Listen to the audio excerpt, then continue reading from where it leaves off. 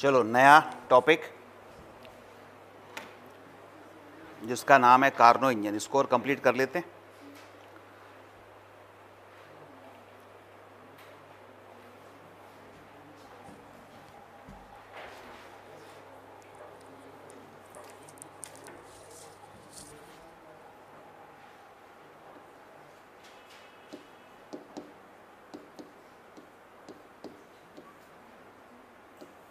Karnaugh engine, ठीक है। क्या होता है कार्नो इंजन, समझिए इसको। इसमें से एक क्वेश्चन गारंटेड है, पूरे थर्मोडायनामिक्स में एक क्वेश्चन कार्नो इंजन का आता ज़रूर है। आप पिछले बैक ईयर्स का पेपर उठा के देख लें। तो कार्नो इंजन एक ऐसा आदर्श इंजन होता है जिसकी दक्षता जितने भी अभी वर्तमान में इंजन हैं उन सबसे ज़्यादा होती है, ठीक है। तो हाईएस्ट एफिशिएंसी का इंजन इसको बोलते हैं कार्नो इंजन। और एक कार्नो इंजन आदर्श इंजन है, आदर्श इंजन होता है, यानी दुनिया भर के जितने ऑटोमोबाइल इंजीनियर्स हैं वो सब इस कार्नो इंजन की दक्षता तक पहुंचने की प्रयास करते रहते हैं कि किसी तरीके से हम यहाँ तक पहुँच जाएं, तो वो उससे ज़्यादा फिर नहीं हो सकती। तो एक आदर्श इंजन है। और ये 4S इंजन होता है, 4S, इसको बोलते हैं 4 स्ट्रोक इंजन, 4 चक्रों में काम करता है। आपके पास अगर किसी के पास पुरानी मोटरसाइकिल हो, उस पर लिखा होता है 2S, यामाहा थी पहले आती थी 2S, है ना। अब आजकल जो आ रही है 4S, तो 4S मतलब 4 स्ट्रोक इंजन। तो 4 स्ट्रोक इंजन क्या होता है वो अपने को समझना है। और सबसे पहले अगर देखें तो इंजन ही आखिर क्या होता है, फिर बाद में अपन कार्नो इंजन की बात करेंगे। इंजन कौन से सिद्धांत पर काम करता है उसको अगर थोड़ा सा समझें तो इंजन की जो थ्योरी है वो ये है कि इसमें एक रिजर्वायर होता है। एक सपोज ऐसे मान लो कि एक बहुत बड़ा टैंक होता है और उसमें ऊष्मा रहती है, ऊष्मा भरी रहती है, और वो ऊष्मा भरी हुई है T1 ताप पर, ठीक है। इसको बोलते हैं स्रोत, यानी इस स्रोत से ही हम ऊष्मा लेंगे। इंजन क्या करेगा, इस स्रोत से ऊष्मा लेगा, ठीक है। कितने ताप पर लेगा, T1 ताप पर, T1 केल्विन ताप पर ये स्रोत से ऊष्मा लेगा। इधर से इसने ऊष्मा ली, एरो लगा देते हैं, इधर ऊष्मा ली। कितनी ऊष्मा ली, मान लीजिए Q1 ऊष्मा उसने ली। यहाँ पर इस Q1 ऊष्मा का कुछ कार्य हुआ, यानी Q1 ऊष्मा का कुछ कार्य में परिवर्तन हो गया। कार्य क्या, यांत्रिक कार्य। जैसे मान लो पेट्रोल इंजन ही है तो उसमें ऊष्मा ली और उस ऊष्मा का कुछ भाग जो पेट्रोल इंजन के उसमें इंजन में पहिए लगे हैं गाड़ी में, उन पहियों को घुमाने में खर्च हो गई। अपने को क्या करना है, चाहे ट्रेन हो या कोई भी बस हो, मोटर बाइक हो, उसमें करना क्या है, पहिए ही तो घुमाने। तो पहिए घुमाने का काम इंजन करता है, तो वो इस ऊष्मा से करता है। T1 स्रोत से वो ऊष्मा लेता है, T1 केल्विन पर Q1 ऊष्मा, और उसको कार्य में बदल देता है, मतलब पहिए घुमाता है। और जो शेष ऊष्मा बच जाती है, क्योंकि Q1 को पूर्ण रूप से कार्य में नहीं बदला जा सकता, थोड़ा बहुत वेस्टेज होगा ही। तो जो वेस्टेज होता है, शेष ऊर्जा बचती है, वो ऊर्जा सपोज है Q2। और ये Q2 ऊष्मा जो है वो इधर एक और रिजर्वायर होता है, वो कम ताप पर होता है, जिसका ताप T2 होता है, इसको कहते हैं सिंक। तो वो सिंक को ये ऊष्मा चली जाती है, ठीक है। और ये जो W हुआ, अगर कोई पूछे W हुआ कितना, तो आप कह सकते हैं कि Q1 ऊष्मा स्रोत से खींची, Q2 सिंक को दे दी, तो जो शेष थी Q1 माइनस Q2, ये ही तो कार्य में बदली है। तो कार्य बराबर हुआ Q1 माइनस Q2। कोई पूछे ये जो आपने इंजन बनाया है इसकी दक्षता कितनी है, तो दक्षता मतलब एफिशिएंसी ईटा से प्रदर्शित करते हैं, और दक्षता होती है कितना इंजन ने कार्य किया और कितनी ऊष्मा हमने दी, उसका अनुपात। तो इंजन ने कार्य W किया कितनी ऊष्मा पर, Q1 ऊष्मा पर, W बाय Q, और W की वैल्यू हमने देखी है Q1 माइनस Q2 है डिवाइड बाय Q1, तो दक्षता इक्वल टू आ रही है 1 माइनस Q2 अपॉन Q1। ये बात क्लियर हुई? ठीक है, आगे हम समझेंगे कि Q2 अपॉन Q1 का जो अनुपात होता है वो सीधे सीधे ताप के समानुपाती होता है, T2 अपॉन T1 हो जाता है केल्विन में। तो दक्षता का एक और फार्मूला ताप के पदों में भी बनता है 1 माइनस T2 बाई T1। अगर आपको दक्षता प्रतिशत में निकालनी है तो आप कुछ मत करो, 100 से गुणा कर दो। तो दक्षता प्रतिशत बराबर 1 माइनस T2 बाई T1 गुणा क्या आ जाएगा, 100%। ये बात क्लियर हुई? ठीक है, तो ये एक इंजन की थ्योरी है और ये हम यहाँ इंजन बनाना सीख गए। ठीक है, लिख लो इसको।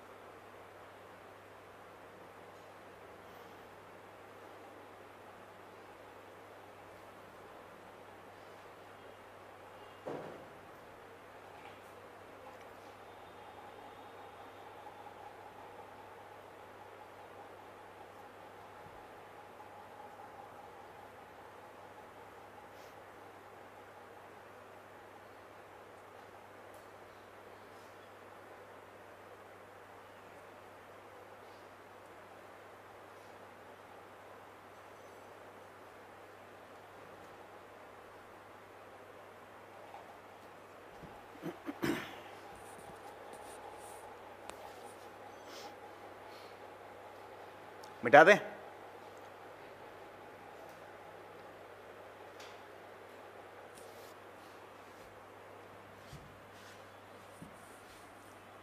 अब कार्नो इंजन क्या है उसको देखते हैं, और कार्नो इंजन 4 चक्रों में कैसे कार्य करता है।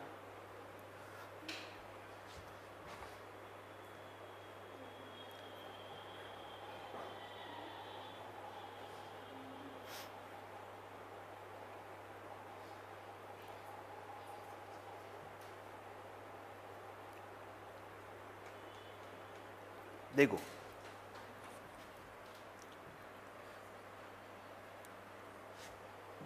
क्या होता है, पिछले टर्न पर भी मैंने आपको बताया था, कार्नो साइकिल, ये चित्र बनाया था, नहीं बनाया? देखो,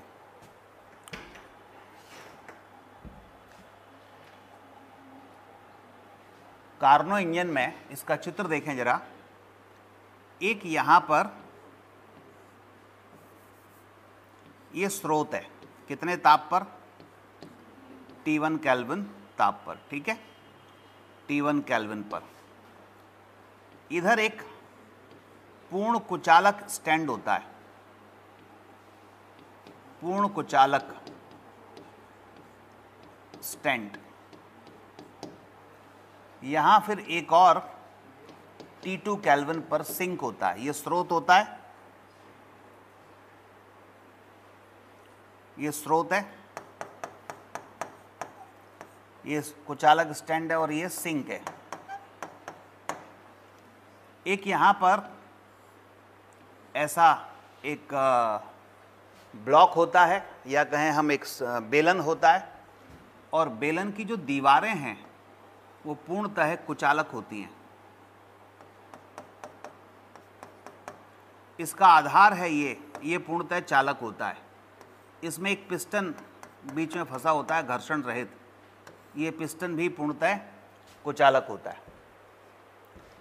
इसमें आदर्श गैस भर देते हैं कार्यकारी पदार्थ के रूप में, तो ये बन गया कार्नो इंजन। अब देखो कैसे काम करता है।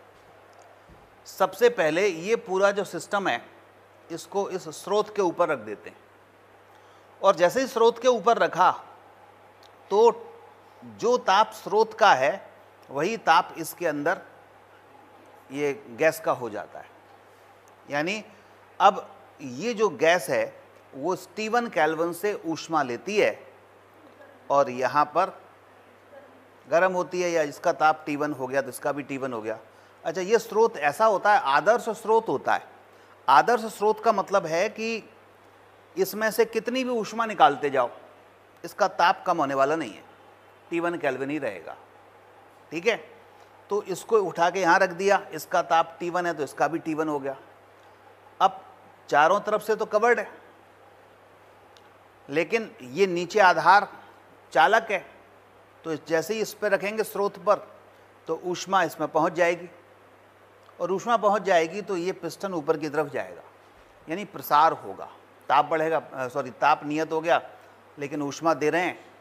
तो हमने पढ़ा है ऊष्मा गतिकी का प्रथम नियम कि अगर हम ताप नियत रख दें तो समतापी प्रक्रम हुआ। समतापी प्रक्रम में डेल्टा यू तो जीरो, तो डेल्टा क्यू बराबर क्या हो जाएगा, जो डेल्टा क्यू दे रहे हैं वो सीधे सीधे पी डेल्टा वी यानी किए गए कार्य में कन्वर्ट हो जाएगी, यानी वो आयतन उसका बढ़ाएगी। तो इसमें प्रसार होता है, गैस में पिस्टन ऊपर जाता है, प्रसार होता है। इस प्रसार को हम कहते हैं समतापी प्रसार। क्यों कहते हैं? क्योंकि ताप समान है, प्रसार हो रहा है, समतापी प्रसार हो रहा है। समतापी प्रसार में P और V के बीच में अगर ग्राफ खींचें तो कैसा आता है? अति परवलय। तो प्रारंभ में इसके अंदर ये प्रारंभिक अवस्था A थी, और A अवस्था में दाब P1 था, आयतन V1 था, ताप कितना था? T1। इस पर रखा, ये ऊपर गया तो B स्थिति में पहुंच गया।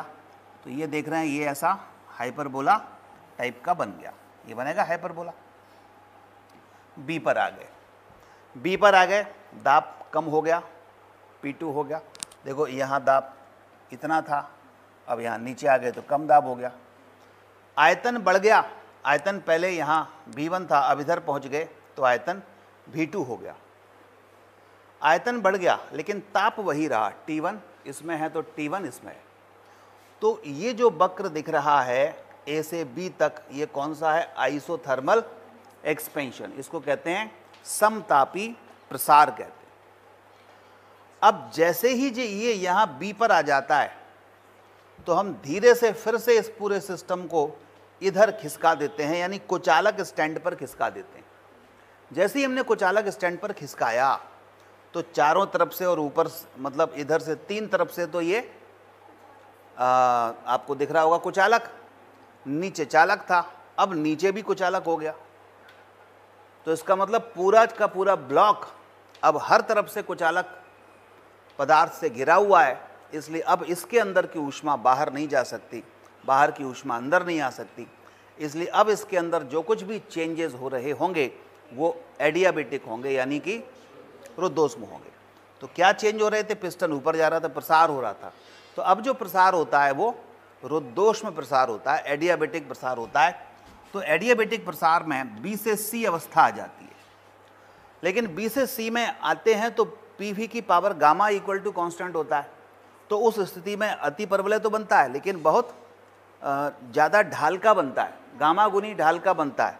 यानी ये ऐसा बन रहा था तो ये और नीचे की तरफ जाएगा, ज़्यादा ढाल का बनेगा।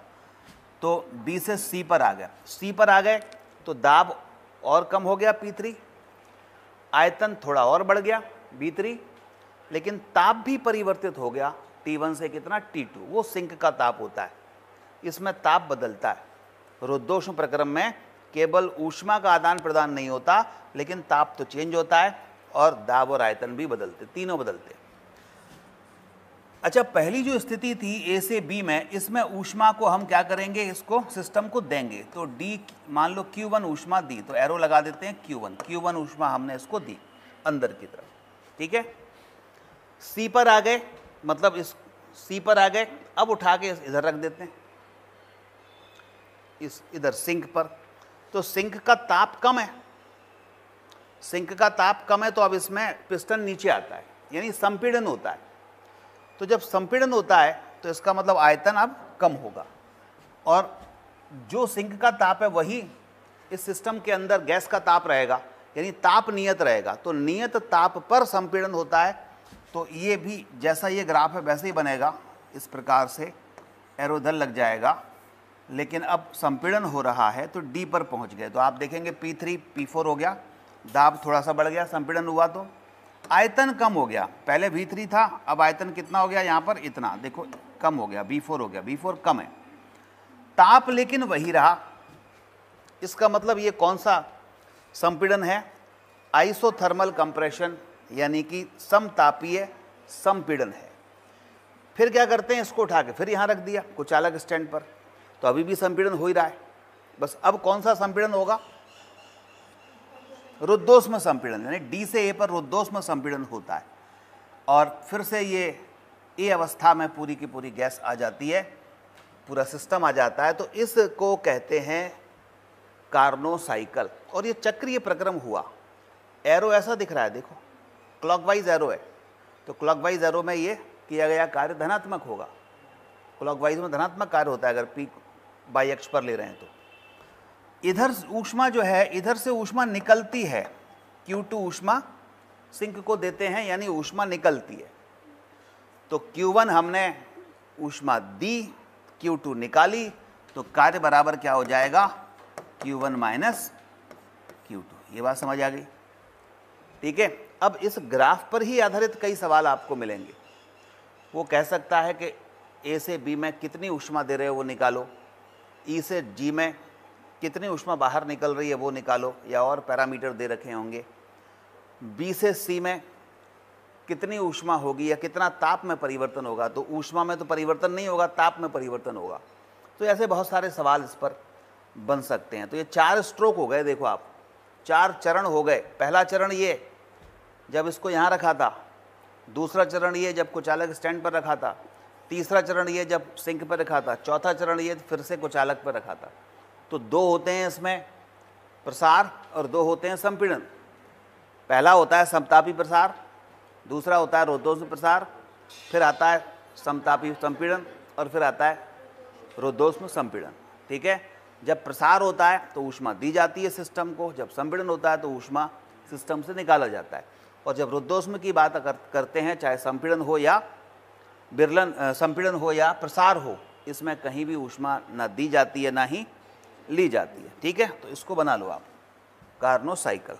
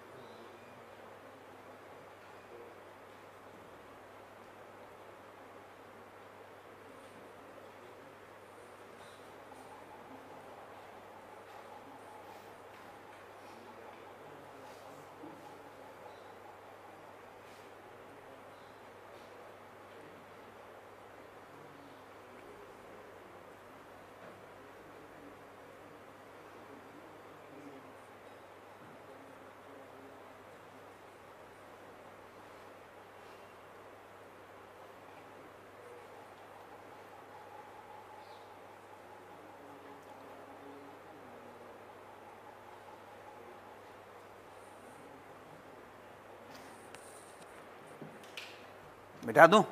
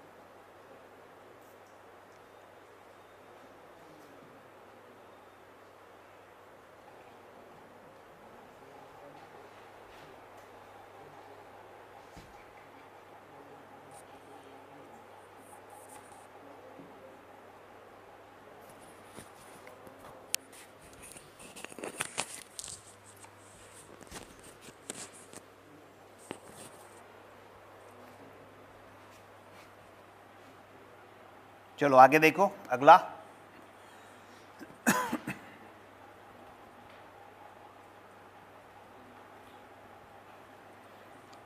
अब किस प्रकार से कार्य कर रहा है एक बार और हम जरा समझ लें।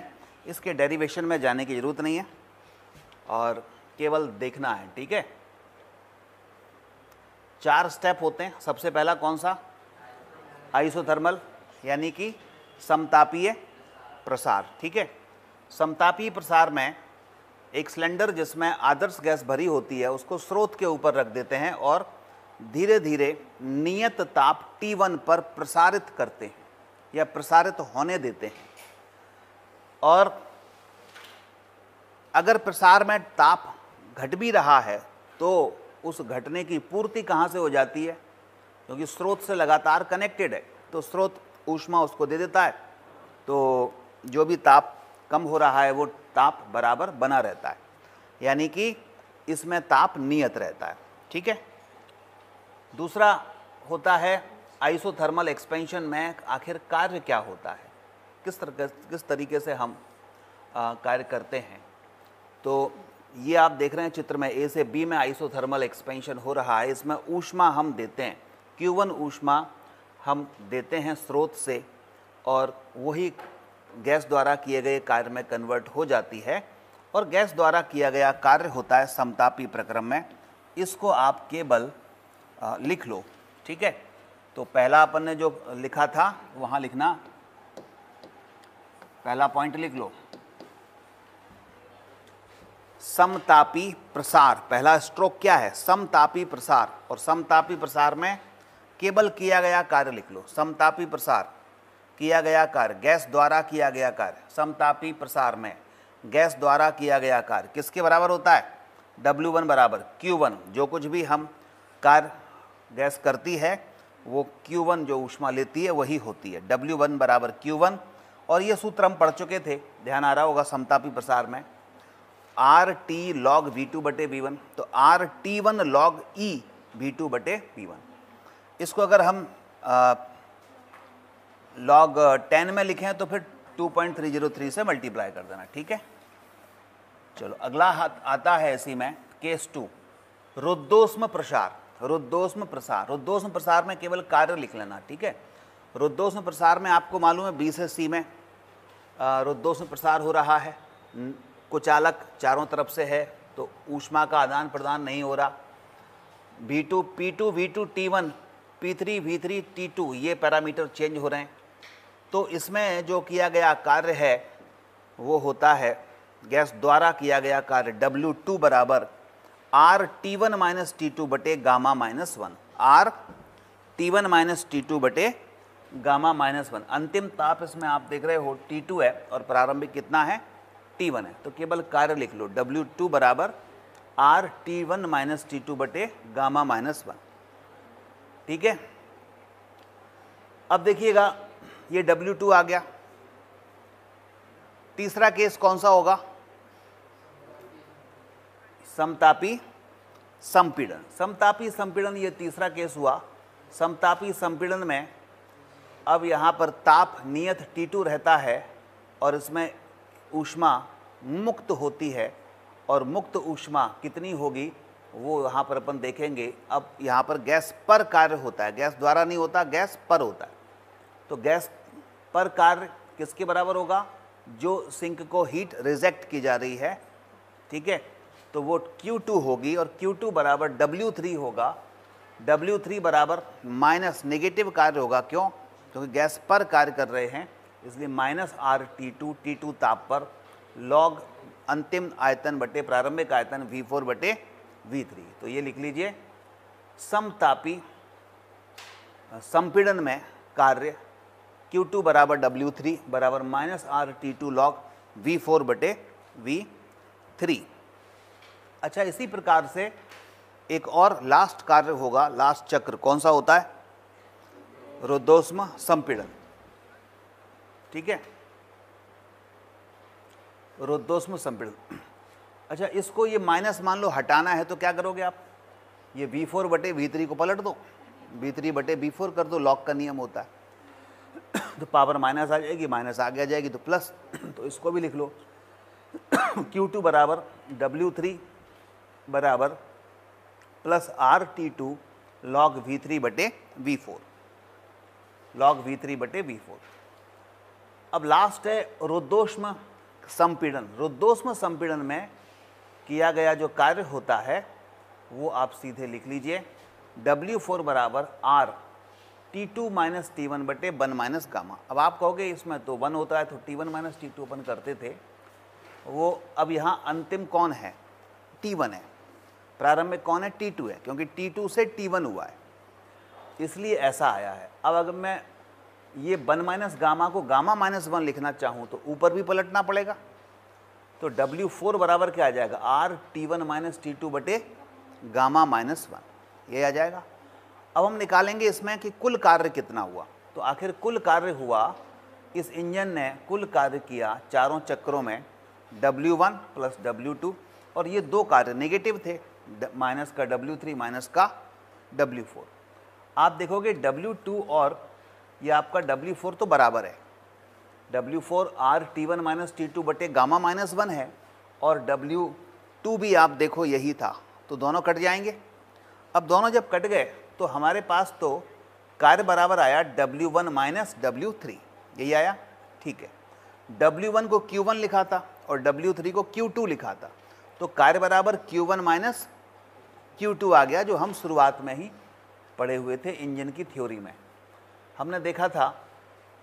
अब हम कार्नो इंजन की दक्षता देखें तो दक्षता के लिए क्या फार्मूला बताया था, किया गया कार्य बटे दी गई ऊष्मा, तो W बाई Q1, तो W का मान W1 माइनस W2 है बटे W1, ठीक है। यहाँ पर हम Q1 माइनस Q2 बटे Q1, तो देखा 1 माइनस Q2 बटे Q1 आया, और यहीं से Q2 Q1 के मान लिख दें, R T2 लॉग V3 बटे V4, R T1 log V2 बटे V1।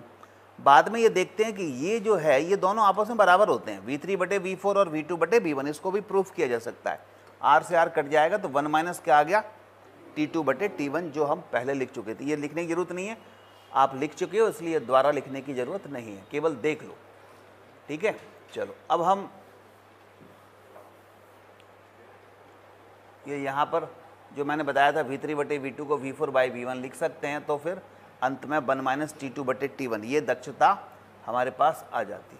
यहाँ ये इंजन ख़त्म हो गया है, ठीक है। अब हम सवालों पर आएंगे एक एक करके, तो सीधे सीधे सवालों की तरफ बढ़ते हैं। इसको मैं ख़त्म करता हूँ।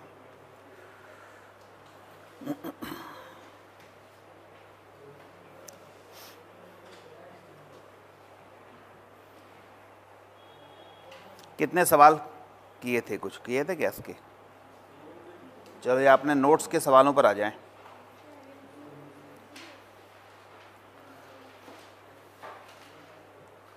हम अपने नोट्स के सवालों पर आते हैं।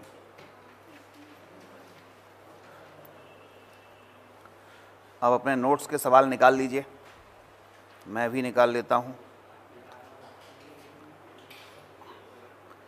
आप अपने नोट्स निकाल लें, मैं अपने नोट्स निकाल लेता हूं।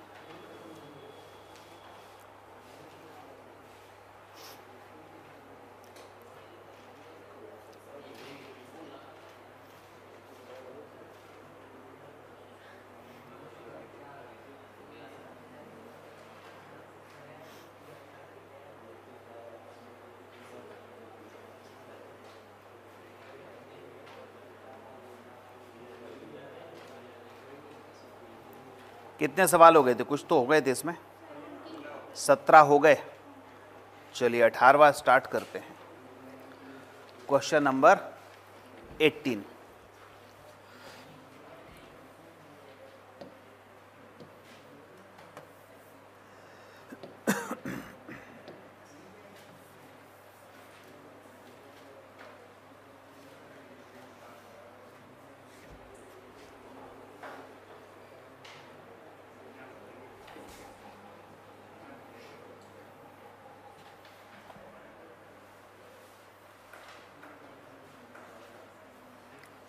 क्वेश्चन नंबर 18 में देखिए,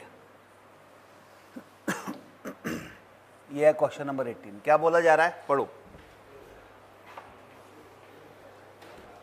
एक आदर्श गैस जिसका द्रव्यमान अवस्था ए अवस्था बी में, ये थियोरेटिकल है इसलिए मैं बड़ा कर देता हूं, इसको हम देख लेते हैं यहीं पे। ये कहा एक आदर्श गैस जिसका द्रव्यमान अवस्था ए और अवस्था बी में अलग अलग प्रक्रमों, जैसा कि चित्र में दिखाया गया है, से गुजरती है। यदि Q1, Q2, Q3 अवशोषित ऊष्माएं हैं, तब इनमें से कौन सा सही है। ठीक है, ये आपको इस चित्र को देख करके बताना है कि कौन सा इसमें सही है। अगर इसमें कोई करेक्शन हो तो बता देता हूँ। ये यहाँ एक तो P है, ये प्रश्न में दिया नहीं, यहाँ पे आप P लिख दो और ये V लिख दो। ये इसमें P और V दिया हुआ था, एरो बड़े बने हुए हैं। ठीक है, एरो बने हुए हैं। बोलो कौन सा होगा सही, ए या बी या सी? ऑनलाइन वाले देखें क्या बता रहे हैं, ऑनलाइन वाले बताओ क्या बता रहे हैं, बोलो। ए बी वाला चेक कर लेते हैं।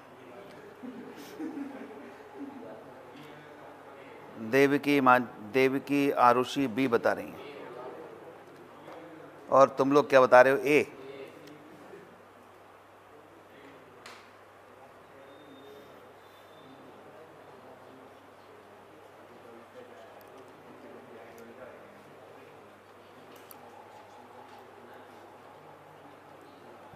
देखो यहां से देखो, ये अवस्था मान लो x है और ये अवस्था मान लो क्या है, y है। ठीक है, तो B अवस्था, ये बीच में ए, अच्छा ए बी सी इसमें कहाँ कौन से हैं, तो Q1, Q2, Q3 ऐसा दिया होगा। Q1 ये ए नीचे वाला है, ये वाला। ठीक है, ए अवस्था ए और अवस्था बी पहले से ही दी है, चलो ठीक है। तो ये अवस्था ए है और अवस्था बी से अलग अलग प्रक्रमों, जैसा चित्र में दिखाया गया, गुजरता है। अब इस चित्र से आपको कन्फ्यूजन हो सकता है Q1, Q2, Q3 कौन कौन से हैं। ऊपर वाले, ऊपर से काउंटिंग स्टार्ट करें कि नीचे से? तो यहाँ से स्टार्ट कर दो। इसमें ए भी मैं आपको लिख देता हूँ, यहाँ थोड़ा करेक्शन है। ये Q1 है नीचे वाला, इस अवस्था में Q2 है और इस वाले में है Q3। तो Q1, Q2, Q3। अब अपना आंसर सोच लो, अब कौन सा लगाएं, बी बॉम्बे? देखते हैं। देखो मान लो ये पहली अवस्था है x, ध्यान से सुनो, ये दूसरी अवस्था है y। तो ए पाथ ये नीचे वाला हो गया जिसमें Q1 ऊष्मा अवशोषित हो रही है। ठीक है, x से y पर पहुंचने में Q1 ऊष्मा नीचे वाले पथ से अवशोषित हो रही है, बीच वाले पथ से x से y पर पहुंचने पर Q2 हो रही है, और ऊपर वाले पथ से पहुंचने पर Q3 ऊष्मा अवशोषित हो रही है। तो दोनों के, तीनों के पथ अलग अलग हैं लेकिन अवस्थाएं समान हैं। प्रारंभिक अवस्था और अंतिम अवस्था समान है, यानी तीनों के लिए प्रारंभिक और अंतिम अवस्था समान है। इसका मतलब ये हो गया कि ए से बी के लिए, यहाँ से अगर हम x से y के लिए जाएंगे, ए के लिए, बी के लिए, सी के लिए, तीनों पथों के लिए डेल्टा यू तो क्या होगा, समान ही होगा, ये बदलने वाला नहीं है। डेल्टा यू तो दोनों के लिए समान है। क्यों समान? तीनों के लिए समान है। अब बताओ डेल्टा यू समान क्यों है? क्योंकि ये अवस्था फलन होता है, डेल्टा यू अवस्था फलन होता है और अवस्था तीनों पथों के लिए समान है। अच्छा, तो अब हम डी क्यू बराबर ये सूत्र लगाते हैं, D you plus D W. अच्छा, डी डब्ल्यू तीनों के लिए समान है, तो ये तो समान हो गया। तो डी क्यू समानुपाती सीधा सीधा डी डब्ल्यू आ जाएगा। ठीक है, ये हो जाएगा। हालांकि 1 प्लस डी डब्ल्यू आएगा, D you plus D W आएगा, डी यू तो सबके लिए समान है। तो मोटे तौर पे कह सकते हैं कि डी क्यू समानुपाती यहाँ पर आ रहा है डी डब्ल्यू। तो जिसमें कार्य अधिक होगा उसमें ऊष्मा अधिक होगी। तो कार्य कैसे निकालते हैं पी वी में? ग्राफ से। जैसे ये P है, ये V है और ऐसा कुछ हो रहा है, ये एरो है, तो हम ये एरिया निकाल लेंगे। ये एरिया जब निकाल लेंगे ये वाला, तो यही कार्य के बराबर होगा। अब आप बड़ी आसानी से इस चित्र में देख के बता सकते हो कि ये जो Q1 है, Q1 के लिए इतना क्षेत्रफल होगा, ये वाला, ये सबसे कम क्षेत्रफल होगा।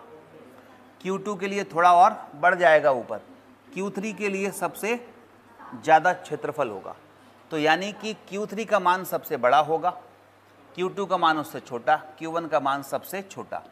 तो B अब हम आंसर लगाएंगे। ठीक है ना? तो ये बात क्लियर हो गई कैसे करना था। Q1 के लिए ये नीचे का क्षेत्रफल, ये वाला एरिया, ये Q1 के लिए है। Q2 के लिए ये जो सीधी लाइन है उसके नीचे वाला क्षेत्रफल, Q3 के लिए जो ऊपर वाली कर्व लाइन है उससे पूरा नीचे का क्षेत्रफल। तो Q3 वाला क्षेत्रफल सबसे ज़्यादा है, उससे कम Q2 वाला है और सबसे कम Q1 वाला है। तो ये इसमें हमारा उत्तर होगा बी, बॉम्बे। बिल्कुल सही है। चलिए अगले सवाल पर 19वें सवाल पर आ जाते हैं।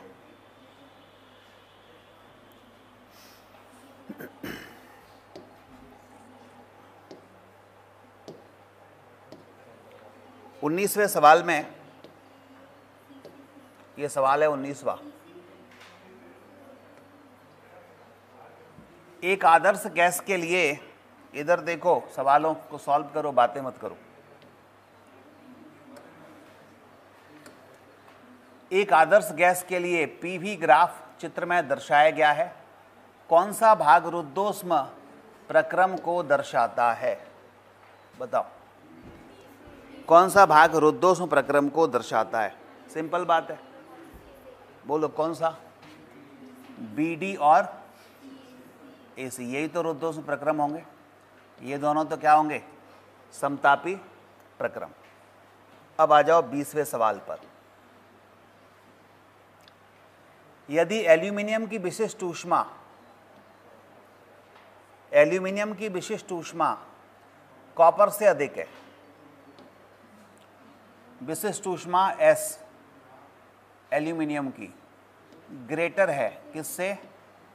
कॉपर से। इन पदार्थों की दो गेंदें एक समान गेंदें हैं। दो पदार्थ, दो एक समान गेंदें। एक समान का मतलब है उनका सब कुछ समान है। द्रव में डुबोई गई तो साम्यावस्था में किसका ताप ज़्यादा, किसका ताप कम होगा, ये पूछा है। लगाओ दिमाग। सब कुछ समान है, द्रव्यमान वगैरह समान होगा, क्षेत्रफल समान होगा, ठीक है ना, आयतन समान होगा, एक जैसी बिल्कुल गेंदें हैं। कौन सा सूत्र लगाएं? बोलो। ऑप्शन नहीं है तो वैसे ही बता दो, ऑप्शन नहीं है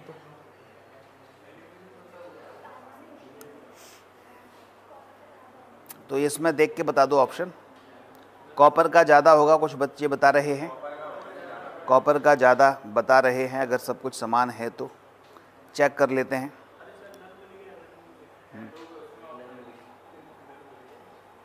डेल्टा थीटा इक्वल टू, क्या फार्मूला होता है? हमने, ये पिछले चैप्टर का सवाल है actually. D theta upon D T, ये पढ़ा था, ठीक है। बराबर क्या था? Q upon MS। या इसमें तो ऊष्मा हानि की दर तो पूछी नहीं है, वो ताप पूछा है। तो सिंपल ये लगा लो, S इक्वल टू क्या? MS delta theta. तो यहाँ से डेल्टा थीटा तापांतर क्या आ जाएगा? S upon Q equal to Q upon MS। क्या समान है? सब कुछ समान है तो M समान होगा। ऊष्मा साम्यावस्था की बात कर रहे हैं, विशिष्ट ऊष्मा दोनों के लिए कैसी है? अलग अलग है। तो डेल्टा थीटा जो आया, ये डेल्टा थीटा है, डेल्टा थीटा व्युत्क्रमानुपाती विशिष्ट ऊष्मा ये आ जाती है। तो ताप में वृद्धि यानी ताप में अंतर किसके लिए ज़्यादा होगा? जिसकी विशिष्ट ऊष्मा कम होगी।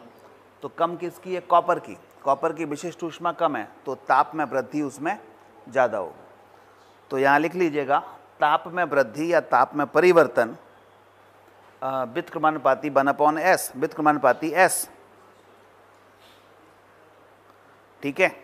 अर्थात s का मान व्युत्क्रमानुपाती s, तो कॉपर के लिए ताप में वृद्धि ज़्यादा होगी। तो तापमान में वृद्धि कॉपर के लिए ज़्यादा होगा, तो लिख लेना, तापमान में वृद्धि कॉपर के लिए ज़्यादा होगा। कॉपर के ताप में परिवर्तन ज़्यादा। 21वां सवाल देखते हैं।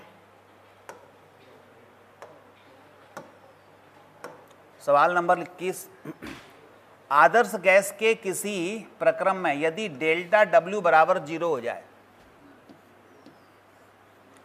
डेल्टा Q लेस देन 0 मतलब डेल्टा Q नेगेटिव हो जाए, तब गैस का तापमान क्या होगा? बढ़ेगा, घटेगा या कोई परिवर्तन नहीं होगा? थर्मोडायनामिक्स का प्रथम नियम लगा लो, dQ बराबर du प्लस dW। dW तो 0 है और dQ लेस देन 0 मतलब dQ नेगेटिव है, तो du नेगेटिव आई है। नेगेटिव du का मतलब क्या है? तापमान कम होगा, तो तापमान घटेगा, ठीक है। चलिए 22वां सवाल आ जाते हैं। करो, 50 डिग्री सेल्सियस इस तरह का किया हुआ है हमने। 50 डिग्री सेल्सियस तापमान के 100 ग्राम पानी तथा 60 डिग्री सेल्सियस के 50 ग्राम पानी के मिश्रण का ताप क्या होगा? बताओ। कैलोरीमेट्री का प्रिंसिपल लगा सकते हैं। 22वां सवाल करिए।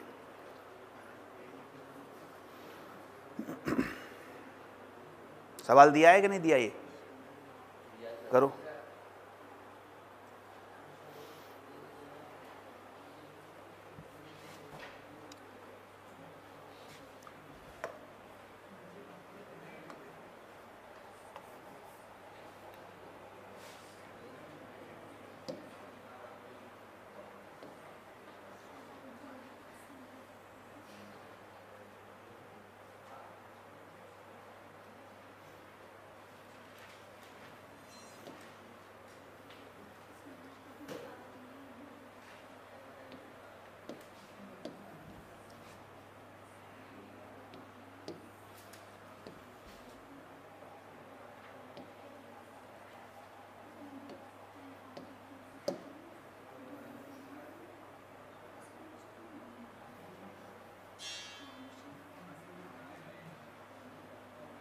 बताओ।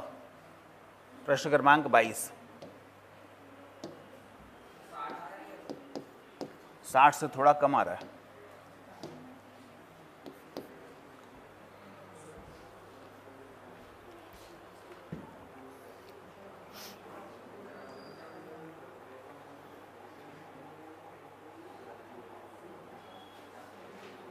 चलिए करते हैं।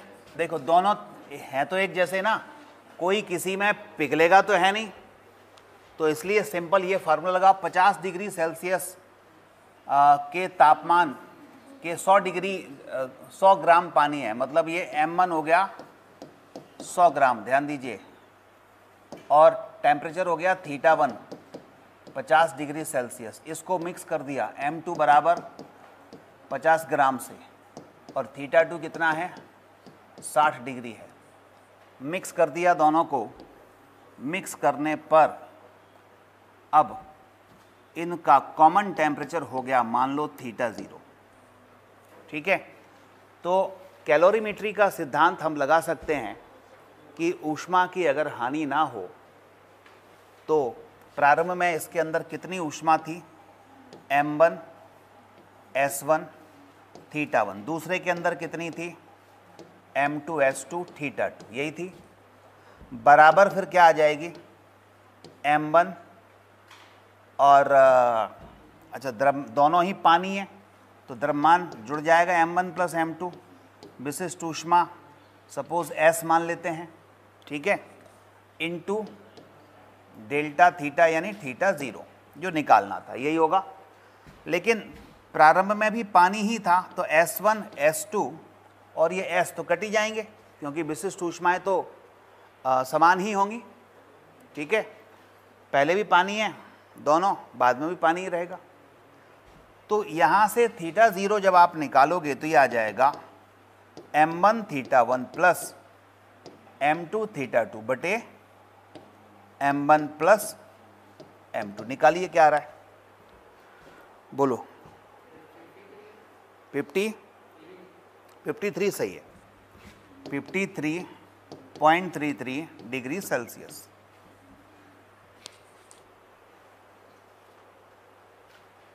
तेईसवां प्रश्न है, इसको भी करते हैं,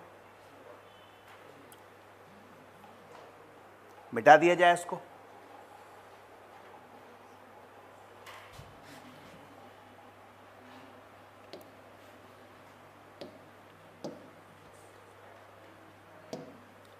क्वेश्चन नंबर 23। 1 किलोग्राम बर्फ है, m1 बराबर 1 किलोग्राम, जो कि -10 डिग्री सेल्सियस पर है। इससे वाष्पीकृत करना है, वाष्प में बदलना है, वाष्प में बदलना है।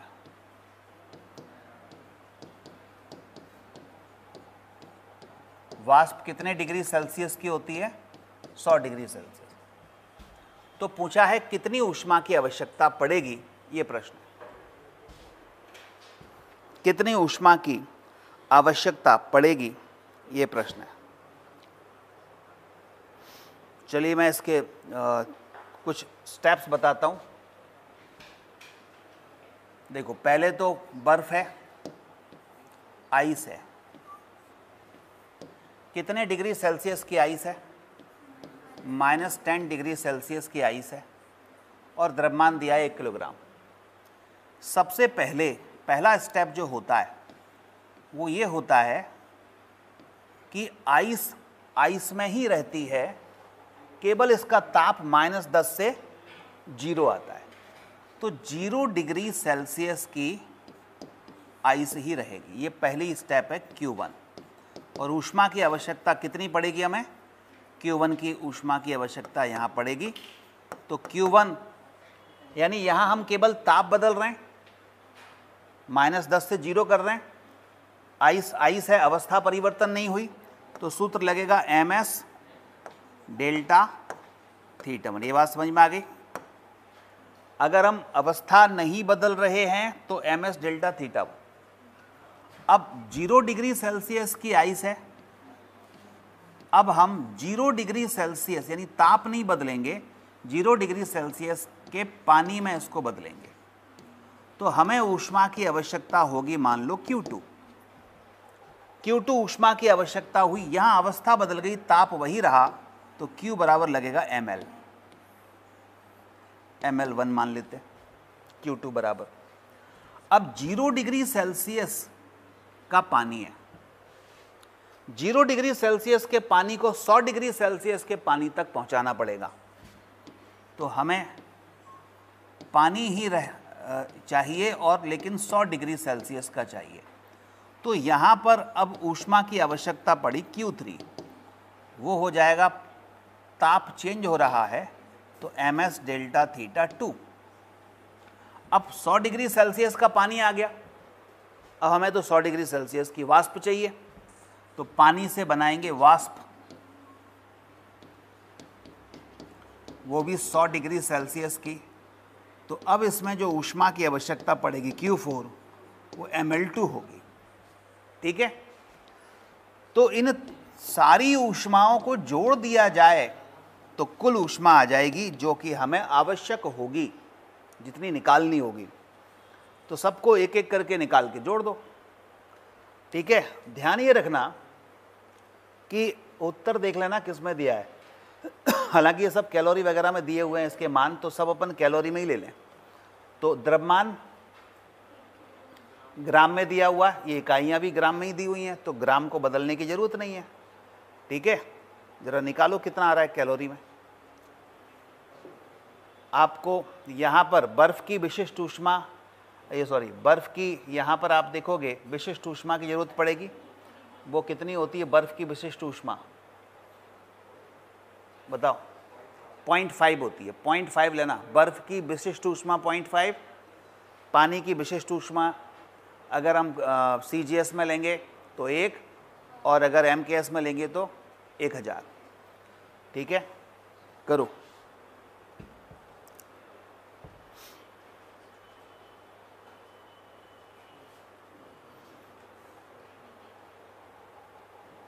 बर्फ़ की विशिष्ट ऊष्मा 0.5 होती है, 0.5 CGS में 0.5 कैलोरी प्रति ग्राम, और पानी की होती है कितनी? 1।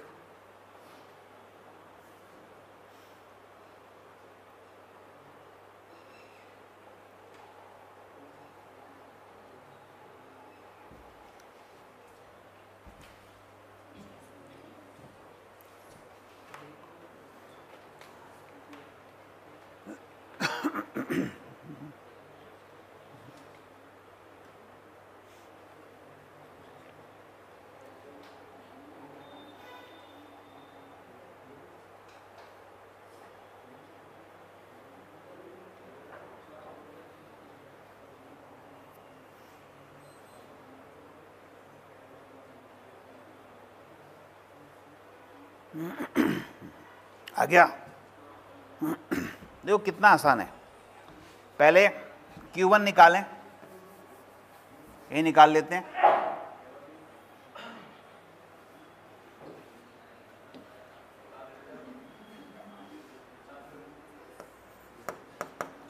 M कितना है? 1 किलोग्राम, ग्राम में बदल दो, 1000 ग्राम हो गया। S 0.5 यानी 1/2। डेल्टा थीटा 0 माइनस 10 तो +10 हो गया। ठीक है, 2 पंजे 10, कितने आ गए? 5000 कैलोरी। Q1 की ज़रूरत पड़ेगी 5000 कैलोरी। ऐसे ही Q2 निकालो। Q2 M कितना? वही सब में 1 किलोग्राम ही दिया हुआ था। ठीक है ना, तो 1000 इंटू L 5 कितना था? 80। कितना आ गया? इसको जोड़ दो, 80,000 तो ये आ गया।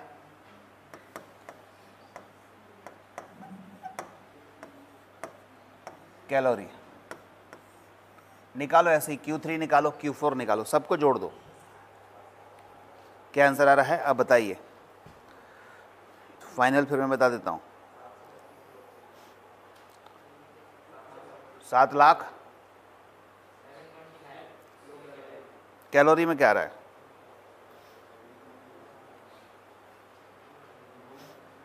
ये सही है। 725,000 ये आ रहा है। ठीक है, यही आंसर है, 725,000। ज़्यादातर बच्चे 725,000 ही बता रहे हैं, कैलोरी में आएगा ये।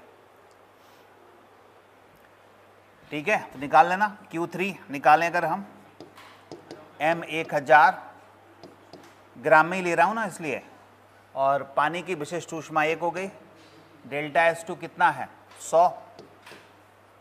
Q4 M कितना है? 1000 और ये 540। सबको जोड़ो तो 725,123 कैलोरी ये आ रहा होगा।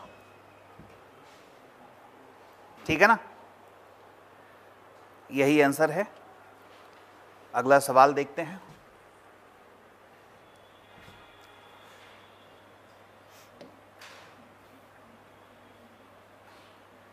सवाल नंबर 24।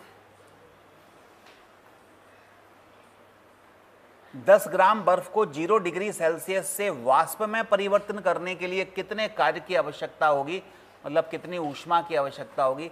बिल्कुल 23 जैसा ही सवाल है, आप बता दीजिए क्या आंसर है।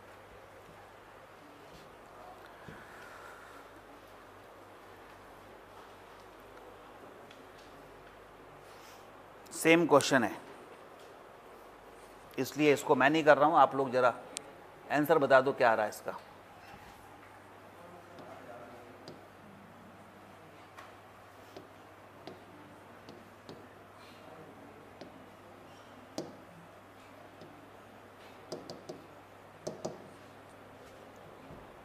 बोलो, सेम क्वेश्चन है, जल्दी बताओ।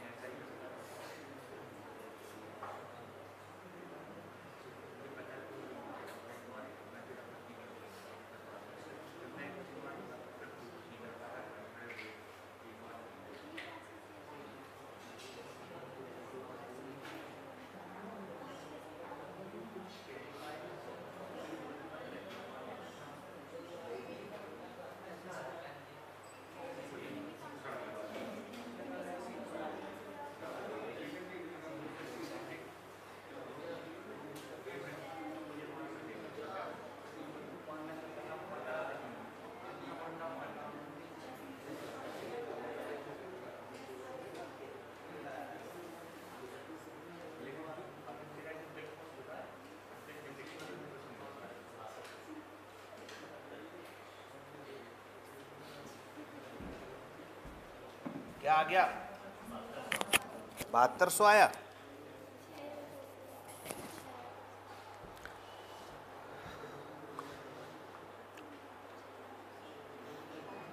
ठीक है, ठीक है, ठीक है, 7200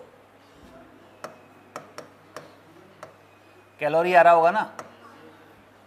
जूल में बदलना हो तो 4.2 से गुणा कर देना, 4.2 से गुणा कर देना। तो ये सवाल हुआ 23वां।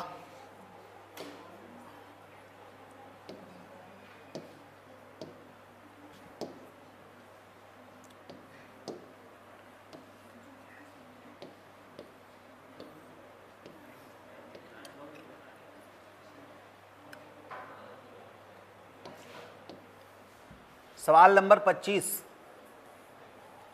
एक आदर्श गैस को 27 डिग्री सेल्सियस पर संपीड़ित किया गया है। आदर्श गैस को कितना?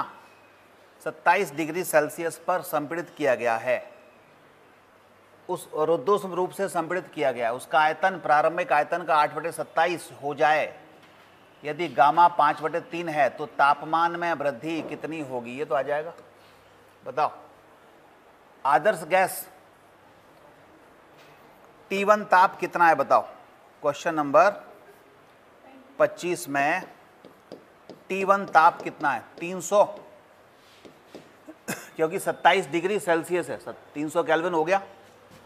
रुद्धोष्म रूप से एडियाबेटिक प्रक्रम है। आयतन, प्रारंभिक आयतन, यानी प्रारंभिक आयतन V1 है, तो V2 कितना हो गया? 8/27 V हो गया।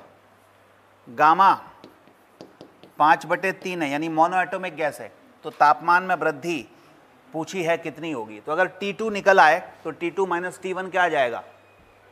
तापमान में वृद्धि। तो T2 फाइंड करने के लिए T और V में रिलेशन क्या होता है वो देखो। T V⁴ गामा -1 बराबर नियतांक, यही होता है, बोलो एडियाबेटिक में। तो क्या आ जाएगा? T1 V1 की पावर, ऐसा कर लो, V को नीचे ले आओ, T व्युत्क्रमानुपाती V की पावर गामा -1, यानी T2/T1 बराबर V1/V2 की पावर गामा -1। T2 निकालना है, T1 का गुणा करो इधर 300, ब्रैकेट V1 तो V है, V2 कितना है? 8/27, 27 चले गए ऊपर, और गामा 5/3 -1, यही है। हाँ, तो ये 675 आ रहा होगा। फिर इसको सॉल्व करने पर B से B कट गया है, 300 गुणा 27/8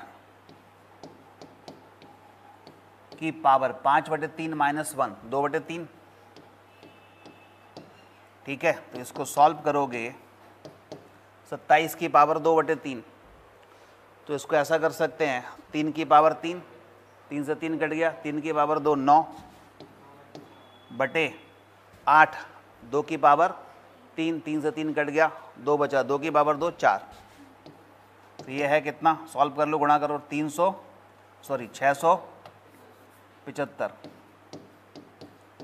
675 केल्विन T2 है, और उसमें ताप में वृद्धि पूछी है, तो 675 में से 300 घटा दो, डेल्टा T पूछा है उसने, तो 375 केल्विन आ जाएगा अगर हम 675 में से 300 केल्विन घटा दें। ठीक है, ये कर सकते हैं।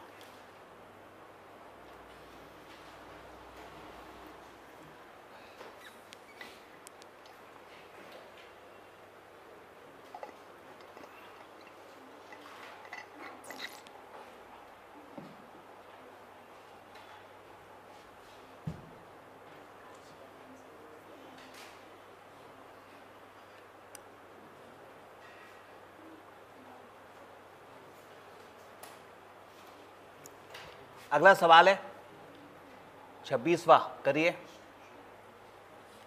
मिटा दूं इसको।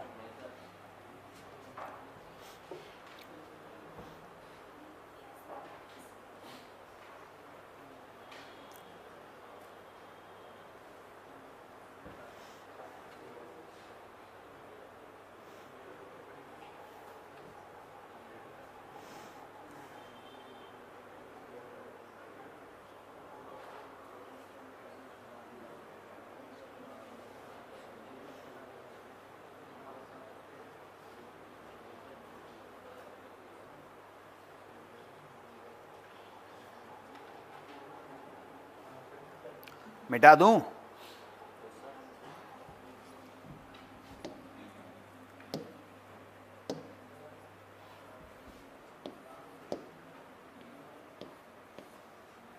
एकांक द्रव्यमान के लिए इधर देखो 26वां, m बराबर 1, आयतन है V1 प्रारंभिक से बदला V2 में, दाब और ताप स्थिर है,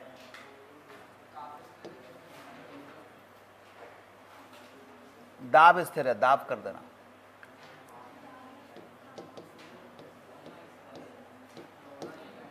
चलो चेक करते हैं। वाष्पन की गुप्त ऊष्मा दिए गए द्रव्यमान के लिए L है, निकाय की आंतरिक ऊर्जा में वृद्धि क्या होगी, du पूछा है।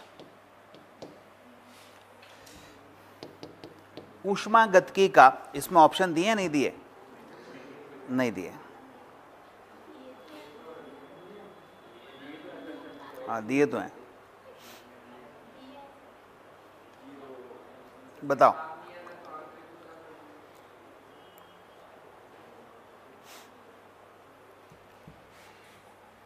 एकांक द्रव्यमान के द्रव का आयतन V1 से V2 आयतन को गैस में परिवर्तन कर रहे हैं।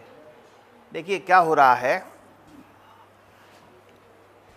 आप कहोगे ताप स्थिर है तो आंतरिक ऊर्जा में परिवर्तन तो शून्य है, और एक उत्तर 0 इसमें दिया भी है, ज़्यादातर अपन 0 लगा देंगे, लेकिन 0 होगा नहीं, हाँ सी वाला होगा।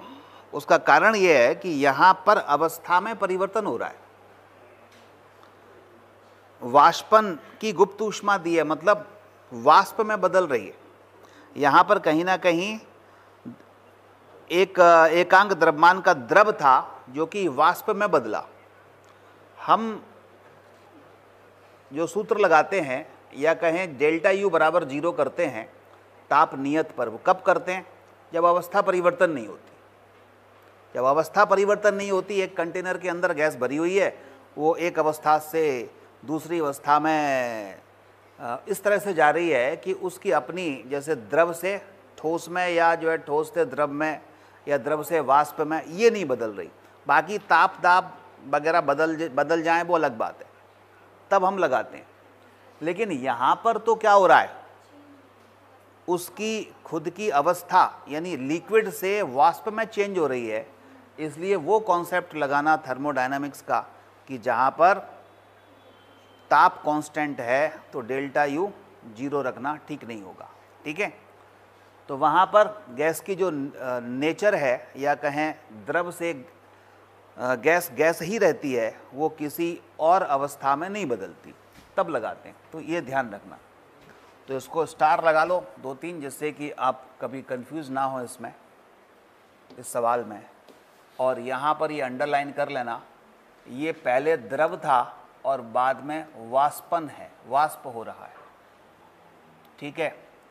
तब हमें कितने आंतरिक ऊर्जा में वृद्धि होगी ये फाइंड करना है। तो यहाँ अब देखा जा सकता है हमारे पास फार्मूला है ऊर्जा संरक्षण का, और वो क्या है, वो है dq बराबर du plus p delta v। और ये du पूछिए, dq, इस q को क्या लिखें, वाष्पन हो रही है यानी द्रव वाष्पन की गुप्त ऊष्मा दी है, तो dq को सिंपल हम ml लिख सकते हैं, और बराबर du, ये तो निकालना ही है, p dv, p bracket v2 minus v1, ठीक है। m 1 ले लेते हैं क्योंकि इकाई द्रव्यमान की बात कर रहा है, तो आप देखोगे du बराबर आ जाएगा L minus p v2 minus v1, ठीक है। तो ये सूत्र लगाओ।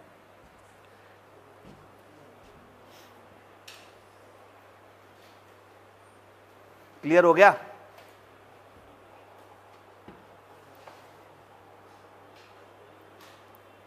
ये बात समझ में आ गई, 0 क्यों नहीं लिया?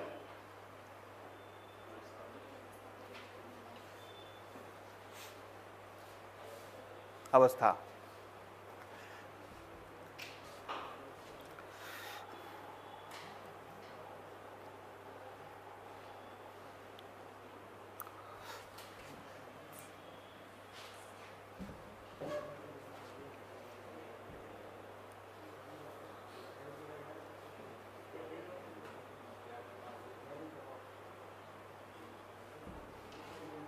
सवाल नंबर कौन सा, 27।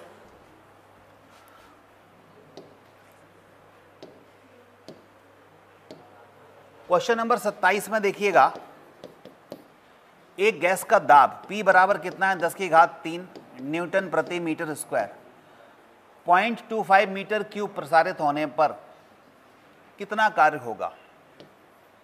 डेल्टा V आयतन में परिवर्तन 0.25 मीटर क्यूब, ये तो सिंपल है। कार्य बराबर क्या, P डेल्टा V, गुणा कर दो जल्दी से,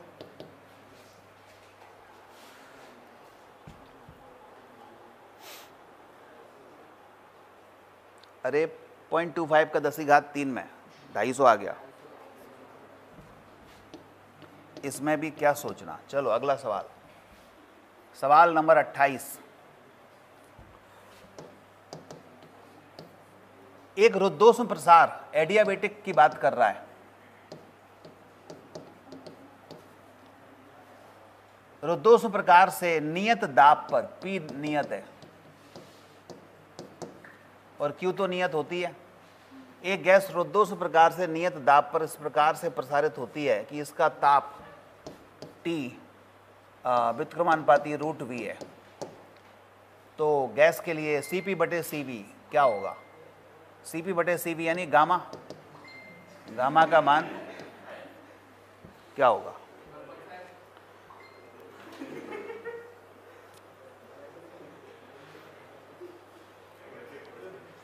क्या हो गया? फोन बज रहा है क्या? शिवरात्रि के मैसेज आ रहे होंगे उसके, है ना।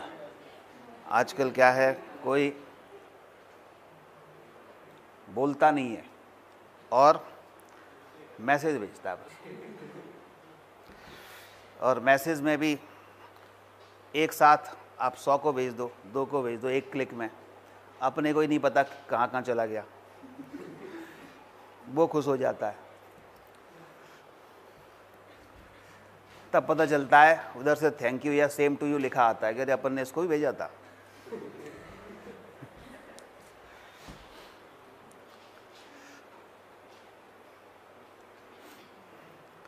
बोलो क्या आएगा? 1.5 करवा दिया था क्या सवाल? इसको हम ऐसा कर लें, T समानुपाती V की पावर -1/2, और T और V में रिलेशन हमें पता है, T V की पावर -1 बराबर कांस्टेंट। तो T व्युत्क्रमानुपाती, इसको इधर ले जाओ, इधर ले जाओ पावर में, तो T समानुपाती, ये तो हटा दो, V की पावर Γ-1 का हो जाएगा, 1 - गामा जब उधर जाएगा तो अब हम तुलना कर सकते हैं समीकरण 1 और 2 की। तो सीधे 1 - गामा को -1/2 कर दो, तो 1 - गामा बराबर -1/2। तो गामा बराबर कितना आ गया? 3/2 आ रहा होगा, कितना आ रहा है? 1.5। ठीक है, 1.5। चलो सवाल नंबर 29। एक ऊष्मागतिकीय प्रक्रम में निश्चित द्रव्यमान की गैस के दाब में परिवर्तन इस प्रकार से कर रहे हैं कि गैस 30 जूल ऊष्मा 10 जूल कार्य करती है और गैस की प्रारंभिक आंतरिक ऊर्जा 30 जूल है। तो इसके अंतिम, ये तो आ जाएगा, करो जल्दी से, इस ऊष्मागतिकी के प्रथम नियम पर आधारित है। बताइए 29 का आंसर क्या आ रहा है? ऊष्मागतिकीय प्रक्रम में निश्चित द्रव्यमान के गैस के दाब में परिवर्तन इस प्रकार कर रहे हैं कि गैस 30 जूल ऊष्मा, ये यहाँ पर थोड़ा सा इनकरेक्शन है कुछ, 30 जूल ऊष्मा तथा 10 जूल कार्य करती है।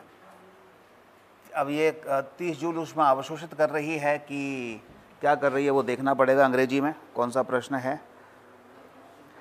इन thermodynamic process pressure of fixed mass of A gas is changed in such a manner that the gas release, gas मुक्त करती है, यहाँ पर गैस लिख दो, मुक्त करती है,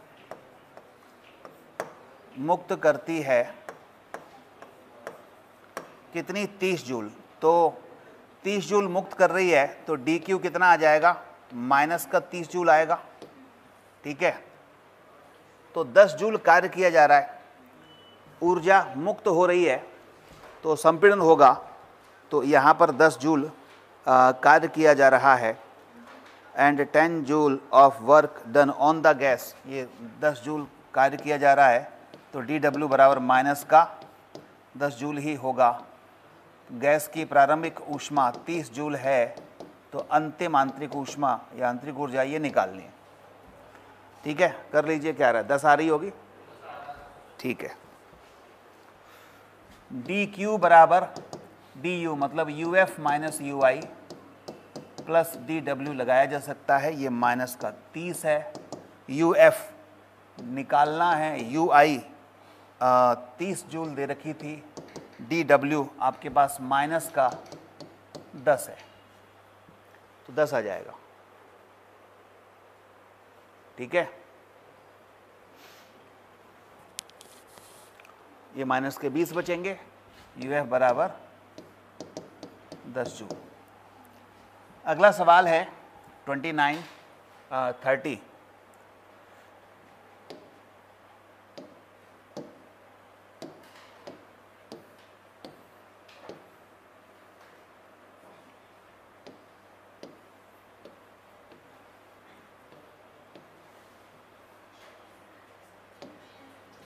क्वेश्चन नंबर 30, बोलो। चित्र बना हुआ है,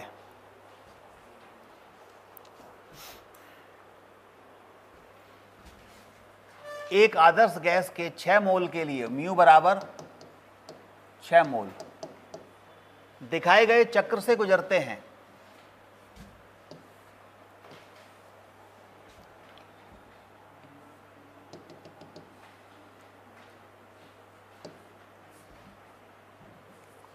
दिखाए गए चक्र से गुजरते हैं। इसका चक्र सही करना पड़ेगा।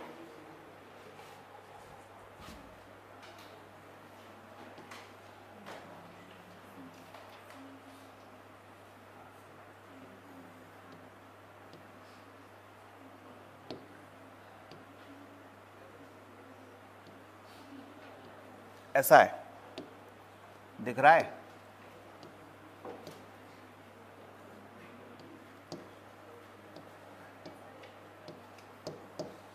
ये है A, ये है B, ये है C, ये है D, P और V। ठीक है, चक्र केवल इतना ही है, ये तो डॉट डॉट डॉट लाइन है।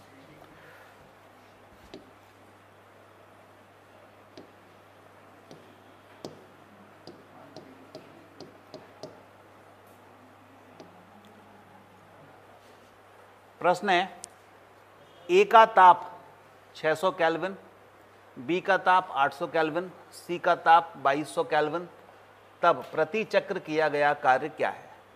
इस चक्र का, ये प्रति चक्र किया गया कार्य यानी पूर्ण चक्र में किया गया कार्य क्या है, ये पूछा है।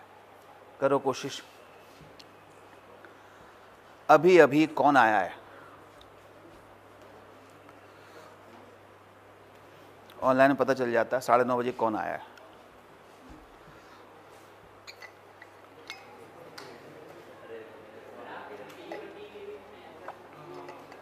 P और T के बीच में? अच्छा, कोई दिक्कत नहीं, तो P और T में लिख दो, क्या फर्क पड़ना है,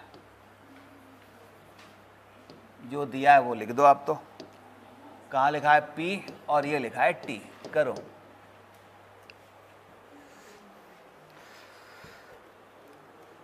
बताओ, आप तो उत्तर बताओ, कितने जूल कार्य आ रहा है?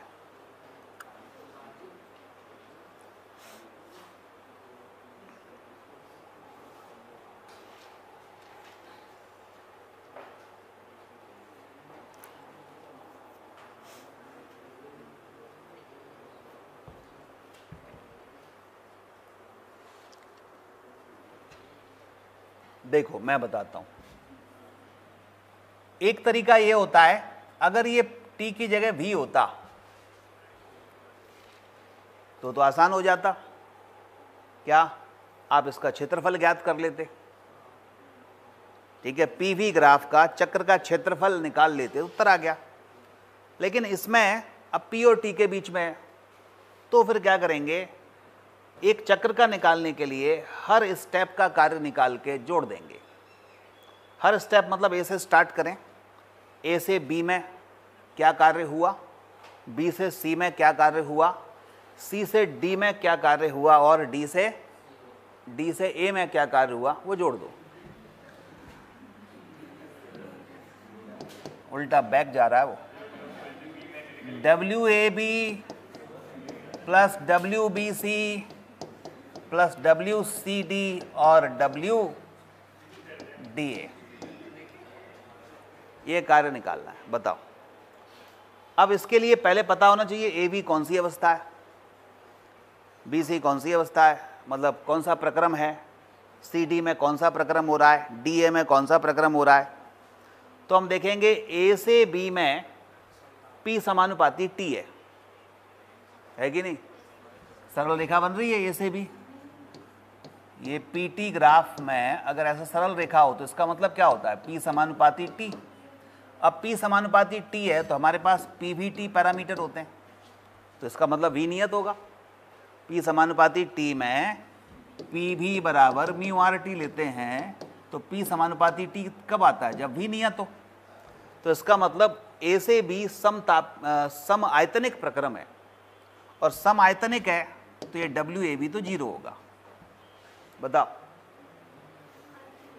AB में कार्य 0 क्यों होगा? आयतन नियत है, सम आयतनिक प्रक्रम है, सम आयतनिक प्रक्रम में किया गया कार्य 0 होता है।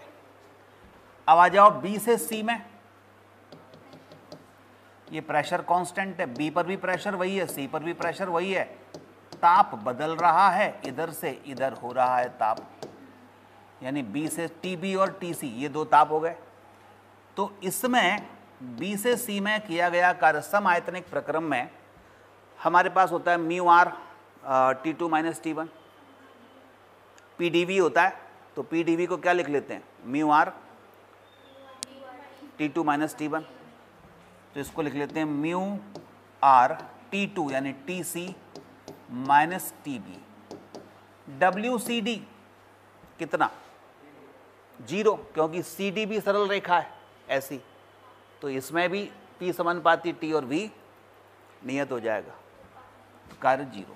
अब आ जाओ DA। D से A में ताप कम हो रहा है, म्यू आर और कितना? TA minus TD। इसको सॉल्व करो, क्या आ रहा है? रख दो मान।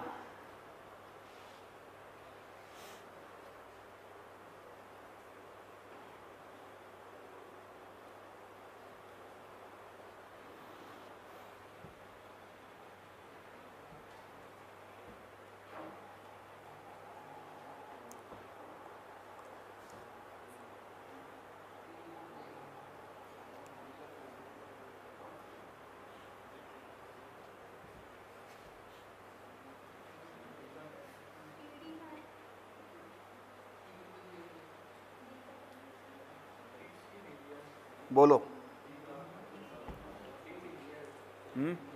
एक दिया नहीं है क्या?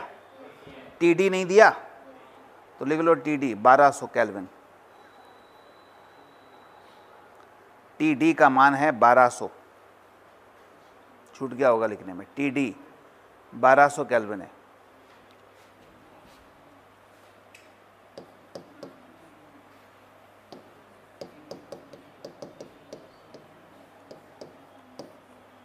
बाईस सौ, 1200, 800, 600।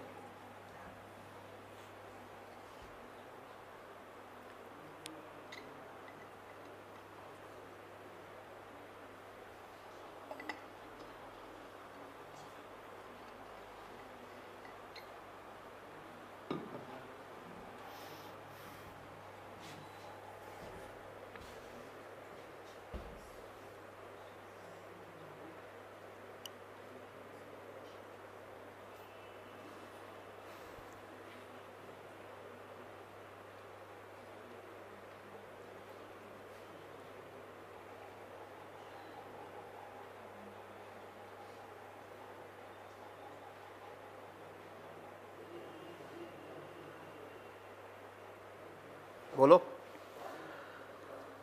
कितना आ रहा है? सभी ऑनलाइन वाले बताएं।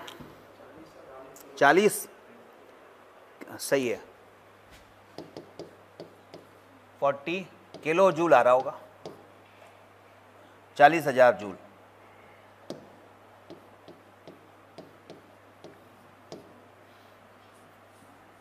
चलो क्वेश्चन नंबर 31। एक चक्रीय प्रक्रम से होकर जाने वाले निकाय द्वारा अवशोषित ऊष्मा का मान बताओ। ये V है, ये P है।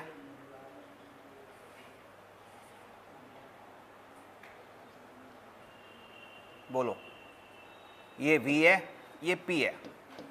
तो ये तो V और P में दिया है, बढ़िया है। और क्या करना पड़ेगा? जब V और P में ग्राफ होता है तो क्षेत्रफल निकाल के कार्य आ जाएगा। इसको बड़ा कर देता हूं मैं। बताओ, इसका क्षेत्रफल निकल आए तो हमारे पास कार्य आ जाएगा, अगर v और p दिया हो या p और v दिया हो, तो कार्य बराबर पीवी ग्राफ का क्षेत्रफल। बताओ ये क्या बन रहा है? वृत्त है, दीर्घवृत्त है, वृत्त दिख रहा है। अगर दीर्घवृत्त होता तो उस हिसाब से निकालते, वृत्त में तो क्या हो जाएगा पाई आर स्क्वायर। अच्छी बात ये कैसे चेक करेंगे, इस चित्र को मत देखना, इसके दिखावे पे मत जाना, यहाँ देखना व्यास कितना है 30 माइनस 10 20, इधर व्यास कितना है 30 माइनस 10 20, तो इसका मतलब व्यास बराबर है दोनों तरफ से, तो ये वृत्त है। मान लो दिख तो वृत्त रहा है, यहाँ 30 है यहाँ 10 है, यहाँ 30 है यहाँ 20 है, तो फिर वो इलिप्स हो जाएगा, ठीक है ना। तो अब इसका पाई आर स्क्वायर निकालना है। अब क्या करना है यहाँ पर, अब हालांकि इसमें ये अलग अलग हैं, अलग अलग का मतलब ये है कि ये इधर किलो पास्कल में दिया है और इधर लीटर में दिया है, तो पाई आर स्क्वायर होता है वृत्त का क्षेत्रफल। इसको अगर हम इलिप्स ही अगर मान लें, इलिप्स और वृत्त में अंतर क्या होता है कि इलिप्स में त्रिज्याएं अलग अलग होती हैं, यानी दीर्घ अक्ष और लघु अक्ष होती है ए और बी, तो इसलिए उसका क्षेत्रफल ए गुणा बी आता है, पाई ए बी आता है, बड़ा था कि नहीं, और ए और बी बराबर हो जाएं तो पाई आर स्क्वायर आता है। यहाँ हालांकि इनकी इकाइयाँ अलग अलग हैं, और तो हम एक काम कर सकते हैं, पाई ए का मान इधर से रख दो, ये वाला कितना 10 में से 30 में से 10 गया 20, उसका आधा, क्योंकि ये लाना है ना ए, तो 10 की इकाई ये किलो पास्कल है, किलो पास, और एक उत्तर जूल में आ रहा है, तो किलो पास्कल को पास्कल में बदलो, तो 10 की घात 3 करना पड़ेगा, तब जाके ये पास्कल होगा, ठीक है, गुणा। तो हमने लिखने की जरूरत नहीं है, पास्कल केवल 10 की घात 3 से गुणा कर दो। अब आ जाओ बी, बी ऊपर है ये वाला, ये भी है तो 10 ही, 30 में से 10 गया 20 और उसका आधा कर दिया 10, लेकिन ये 10 जो है वो लीटर है, जबकि ऐसा ही मात्रक होता है मीटर क्यूब आयतन का, तो 1 लीटर में 10 की घात -3 मीटर क्यूब होते हैं, तो 10 गुणा 10 की घात -3 मीटर क्यूब। अब अच्छी बात ये हुई कि +3 से -3 कट गए, इसलिए अगर चेंज ना करते तब भी काम चल जाता, ठीक है। तो ये 100 पाई आंसर आ गया, ठीक है ना। क्या आ रहा है, सी आ रहा है, सी सही है।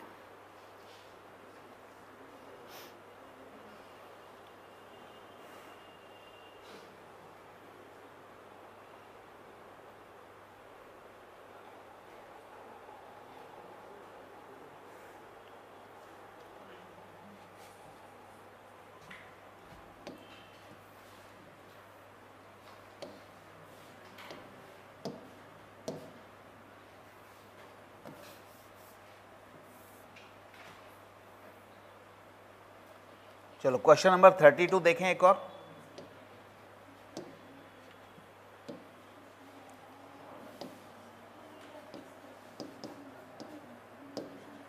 संलग्न चित्र में एक परमाणविक आदर्श गैस को इस चक्र के चारों ओर ले जाया जाता है, तो चक्र के दौरान किया गया कार्य। आसान प्रश्न,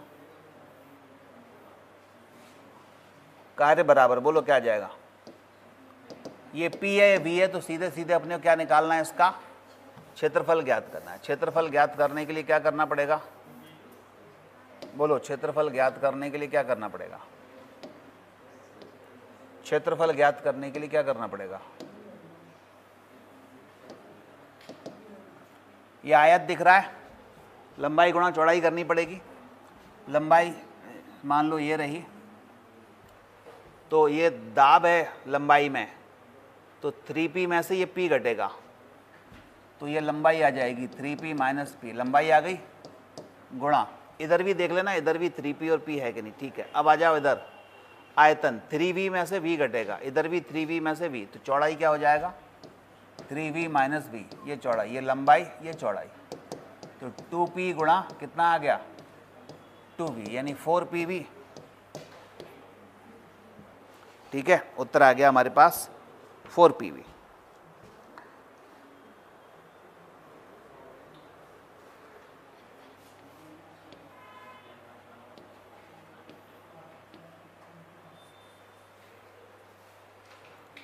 चलो एक और कर लेते हैं, लास्ट क्वेश्चन, लास्ट है।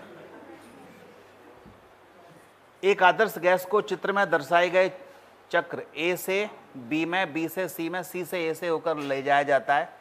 चक्र के दौरान गैस को दी गई कुल ऊष्मा 5 जूल है।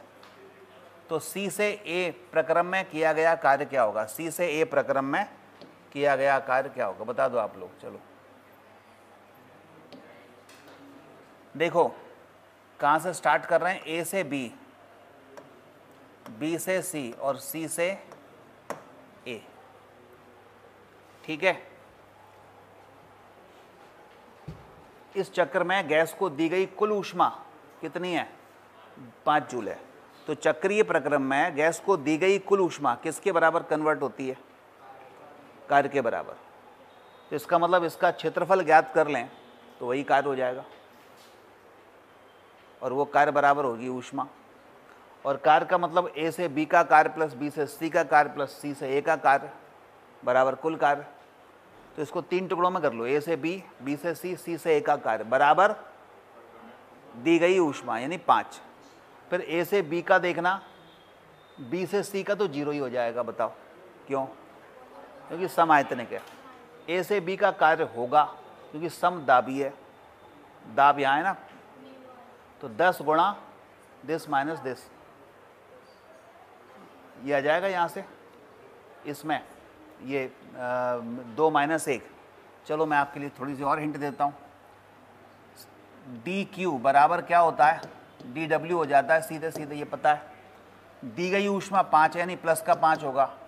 कार्य ए से बी का कार्य प्लस बी से सी का कार्य प्लस सी से ए का कार्य, 5 बराबर ए से बी का कार्य P bracket delta V, B से सी का कार्य 0 W, सी से ए का कार्य निकालना है।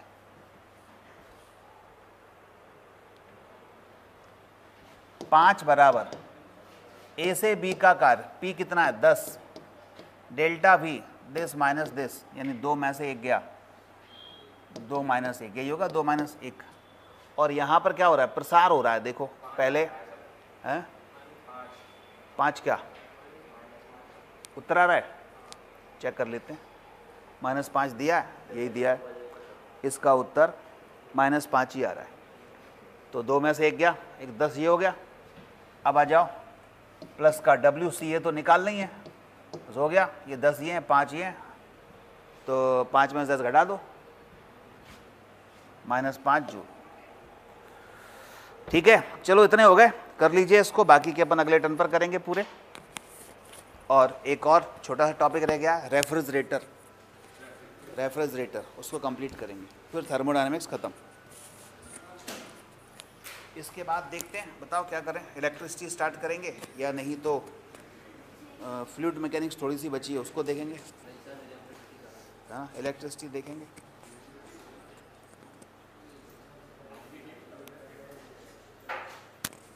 नीट की डेट आने वाली है, अब इस वीक में आ जाएगी। कल इंडिया टुडे, कौन सा है, India today group, India news की खबर है कल की। इंडिया न्यूज़ की खबर ये है कि इस वीक के अंदर आ जाएगी नीट की डेट, और एक ही एग्ज़ाम होगा, ये पक्की है।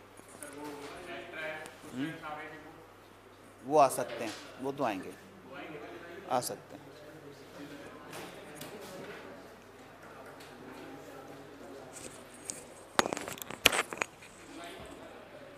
हाँ, जुलाई में होगा, जुलाई के पहले संभावना नहीं है।